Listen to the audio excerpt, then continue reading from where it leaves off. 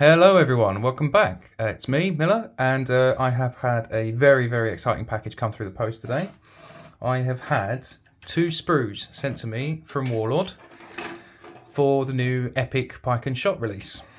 Both the cavalry and the infantry sprue. So we're going to have a closer look at these and see what we and I think to them.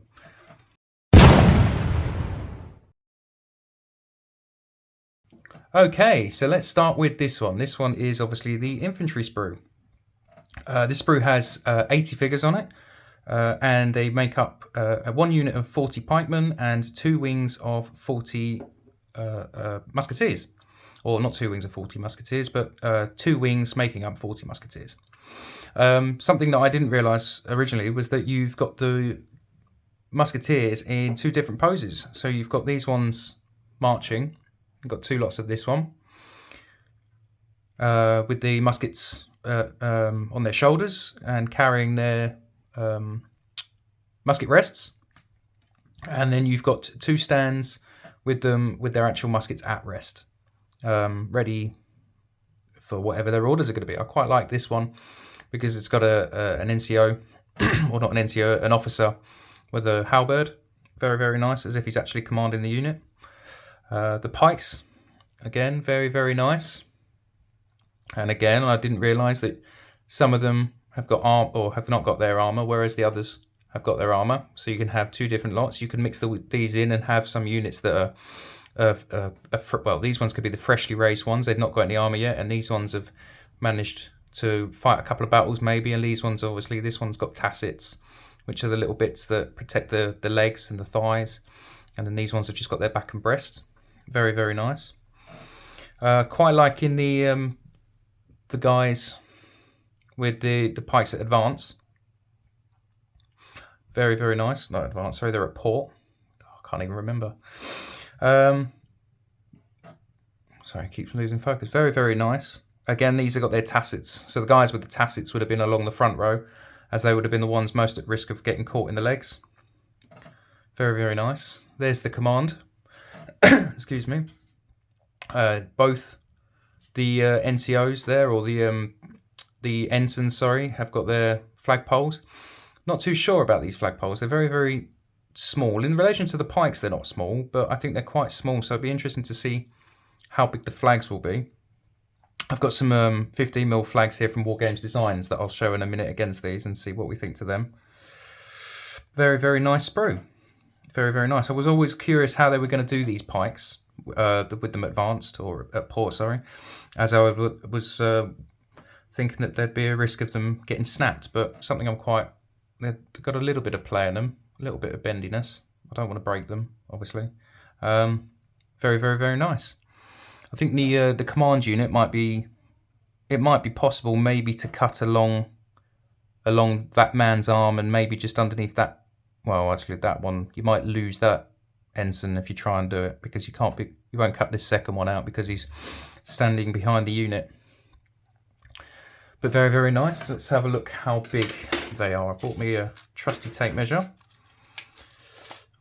Now, from the bottom of the base, it's coming up about 15mm or 14mm to eye level, including the base. So I don't know if it's still that 12.5mm that everybody says it is. I know it's obviously a bit of an awkward scale.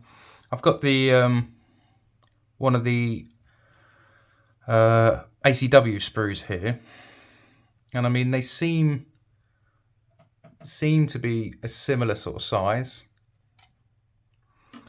Very, very nice. Very, very nice. So let's take a look at the cavalry sprue.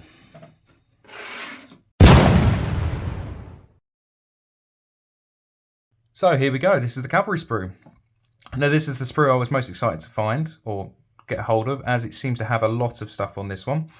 You can see they've done the cannons in the 2 parts, like they've done on the ACW one and the Napoleonic one, with the crews on the wheels. You've got your commanded shot here, which again I think would look quite nice if they were lined up in front of one of the rows of the musketeers that are carrying their muskets. I think that would look quite good. Add a bit more dynamic poses to the bases. So these are the commander's shots. Sorry, these ones are the dragoons. My bad. As they've got their musket rests. Again, still keeping with the early look with the musket rests. Very, very nice. So you can tell these ones are dragoons because dragoons would have carried firelocks as opposed to the matchlocks. As if you're riding around, you don't want to have to keep worrying that your matchlocks, which would have used a lit match, which would have needed the ember to fire on the pan, that would have sparked the powder, which would have fired your shot. So you'd want to be able to just load your cartridge and fire. So that's the way that you can discern these from the others. And the other way you'll notice is obviously these ones here, because they've got their bandoliers with the powder in them, whereas these guys haven't. They've got the cartridges. There's another way to distinguish them from the others. And then we've got the two cuirassiers. Very, very nice. It seems to be only 2 poses for these, so it's a bit of a shame that there's no other poses. But again, you're not going to field very many units of these, which is why they've only put 2 on a sprue as opposed to having loads on the sprues.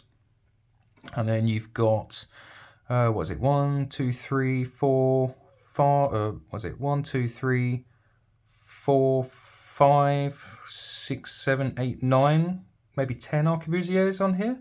It's a bit hard to distinguish which ones they are from the dragoons. But they are very, very nice. Yes, I do like this, and I am going to look forward to painting these up. I will try and do a painting tutorial on some of these. I can't promise anything, as my painting skills aren't amazing. Oh, I completely forgot. So this is one cannon. So this is the Seika cannon, and this one's the frame gun, or the small little, the little one. Very, very nice. And this one's your cornet. Now again, the cornet, the staff, very, very small. And there's a little bugle there for a bugle carrier. Maybe making one of these one of the bugle carriers. Very, very small. So it'll be interesting to see how big the flags are. But yeah. Okay. Very, very nice.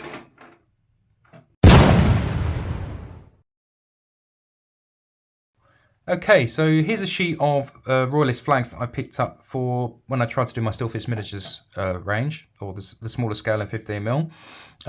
These are the 15mm flags that come from Wargames Designs. They're very, very nice. Before I wasn't too sure, but now I've actually seen them. They're not too bad. Quite nice colours, and they've obviously got some animation in them, as opposed to just being a static piece of paper. I've tried to see how they would look on them. Now, obviously, you can see they overhang by a fair amount. So if I was to use these, what I would try and do is maybe cut it just before it hits the hand, and maybe try and drill the hand out and put a brass flagpole in them. But obviously, I don't want it to be too big that it looks ridiculous compared to the pikes. You see, so obviously if you've got that against that pike, it's quite large, but obviously the pikes are on the floor, so be interesting to see how big the flags are going to be. What I have also got here are the cornet flags, which are the cavalry flags. So again, if I show you on the cavalry sprue, they're very, very big, and they wouldn't be as big as that on a cavalry unit. They'd be a lot smaller. But then obviously if you compare this to the size that they would be on the infantry flags, then they're actually a lot closer to that. So I think these are going to be sort of the size that we're looking at with the flags. So if you wanted to get them made, possibly, they're about 12mm. The cavalry flags work out about 12mm, 13mm. So if you did want to get some of your own flags made as opposed to the ones from Warlord Games, then maybe messaging Warlord companies like Wargames Designs and seeing if they can do the 15mm flags, but reducing this size down to 13mm, then maybe they'll fit. Because I think these ones are nearly 20mm, so a lot bigger. I mean, they're taller than a man. So, but I quite like the bigger flag look. I think it looks quite nice with big flags flourishing. But yeah, very, very nice.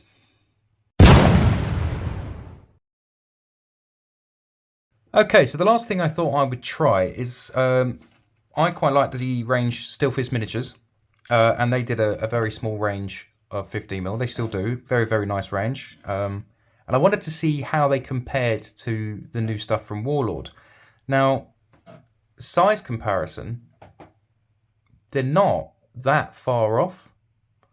I mean, obviously you've got the little pudding base on the bottom, so they're going to be a little bit off from that. But I think if you didn't have that, I think you would get away with putting a couple of these in, even if it's just the musketeers or some of the NCOs, having them separate maybe, or some of the cavalry units, using some of them. I think you would get, or even the commanders, in fact, maybe they would work quite nicely with the new epic stuff. I know a lot of people always looking around to see what other ranges will match. But I think Stillfist Miniatures is definitely a recommendation. I would definitely try them if you're looking for another range. But yeah, I think I'm going to enjoy painting these. They don't look too over the top, and in fact they look very, very simple and easy to do.